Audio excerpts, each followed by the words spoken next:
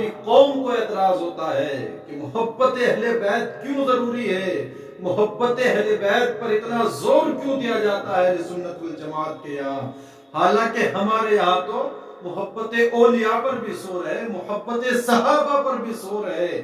جو صحابہ کا وفادار نہیں، ہم اسے اہل سنت کا غدار سمجھتے ہیں۔ لیکن آؤ میں آپ کو بتاؤں محبت اہل بیت کیوں ضروری ہے۔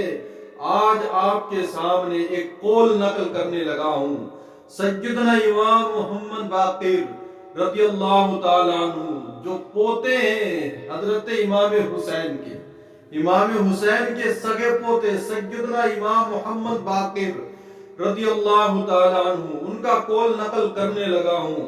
کہا کل قیامت کے دن رب پوچھے گا ثم لتسألن یومئذ عن النعیم، جو قرآن میں رب نے ارشاد فرمایا کل تم سے قیامت میں نعیم کے بارے میں سوال کیا جائے گا۔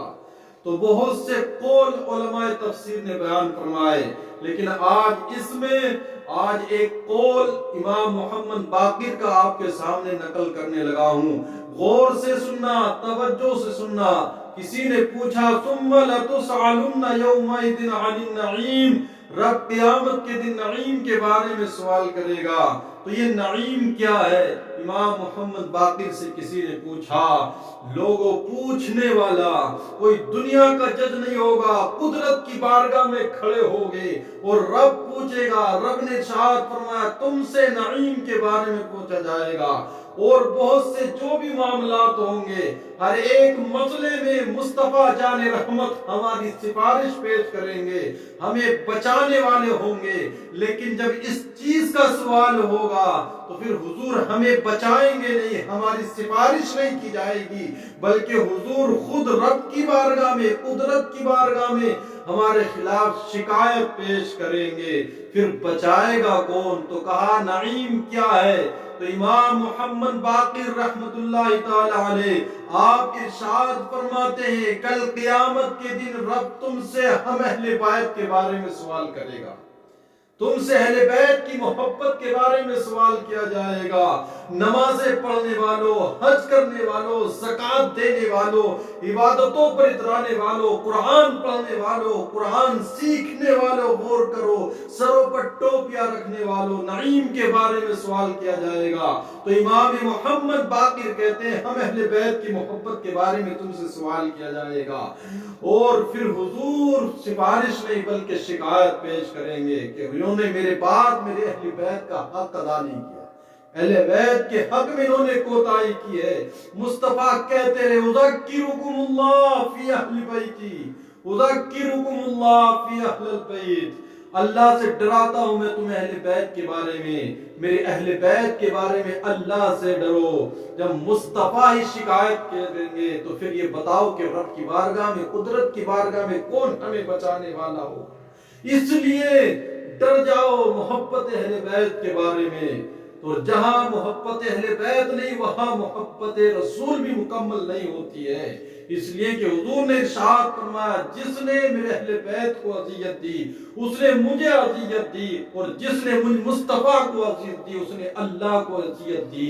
تو جو اللہ اور رسول کو اذیت دینے والا ہو، جو اہل بیت کو اذیت دینے والا ہو، پھر اس کو بچانے والا کون ہوگا؟ اس لیے ہمارے لیے محبت اہل بیت بھی ضروری ہے، محبت صحابہ بھی ضروری ہے، محبت اولیاء بھی ضروری ہے، اور اہل سنت والجماعت کے نزدیک ہر ایک چیز کا سبق پڑھایا جاتا ہے، یہاں رفض نہیں ہے۔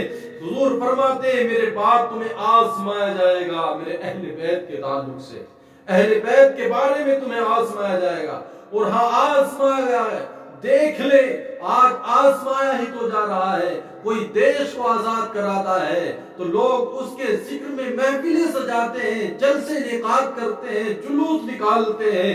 جس نے ایک دیش آزاد کیا اس کے لیے تم نے سب کچھ کیا ہے، اور جس نے باطل سے پوری انسانیت کو آزاد کرایا آج اس کا ذکر خیر بھی تمہارے نزدیک رفض بن گیا، شرک بن گیا، بیکار کی باتیں کرتے ہو۔ آج کسی سیریل میں ہیرو ہیروئن کی جدائی ہو جائے، تو لوگ کچھ نہیں کہتے. لوگ جب آنسو بہاتے ہیں ان کی جدائی کو دیکھ کر کے، سیریل دیکھنے والے جب رونے لگتے ہیں تو کب کسی کا قلم نہیں اٹھتا، کسی کی زبان نہیں کھلتی ان رونے والوں کے بارے میں. لیکن آج ذکر حسین، ذکر اہل بیت سن کر اگر کوئی عاشق اہل بیت کی آنکھوں سے آنسو نکلے تو لوگ اس کو رفس کہتے ہیں، رفس کہتے ہیں. لوگ اس کو طرح طرح کی باتوں سے نوازتے ہیں، کہا یہ تمام خرافاتیں ہیں.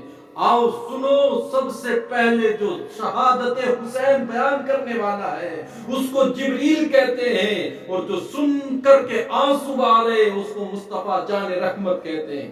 سب سے پہلے شہادت حسین کو بیان کرنے والا جبریل ہے، اور اس کو سن کر کے زار و قطار رونے والے مصطفیٰ جان رحمت صلی اللہ تعالی علیہ وسلم.